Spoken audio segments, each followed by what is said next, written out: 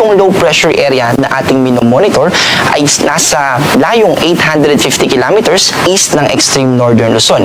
Ito po yung ika-siyam na LPA ngayong buwan ng Agosto. Ito po yung pinapakita ng 0, 8, and I. Yung 8 po ay nagre-represent sa August at yung I naman po ay yung anong number. So, ika-siyam na po ito at naka-medium chance pa rin po itong low pressure area na ito. Ibig pong sabihin, sa susunod na 24 oras, hindi pa natin nakikita na ito ay magiging isang ganap na bagyo, pero beyond that period ay mas tataas na yung tsansa na ito ay maging isang ganap na bagyo. So, within the next 24 hours, posible po, malaking posibilidad na maging from medium ay tataas na po natin ito sa high. And kapag naka-high na po ito, sa susunod na 24 oras nun ay magiging bagyo na po itong low pressure area na minomonitor natin na tatawagin po nating Pilandok. Bukod po dito sa LPA na to, na kung saan ay hindi pa ganun kalaki yung impluensya dahil hindi pa po nito hindi pa pronounce yung paghila niya sa habagat. Ang main na nakakaapekto pa rin po sa atin ay itong hanging habagat na nagdadala ng kaulapan dito sa Ilocos Region, ganoon din sa Cordillera Administrative Region, Central Luzon,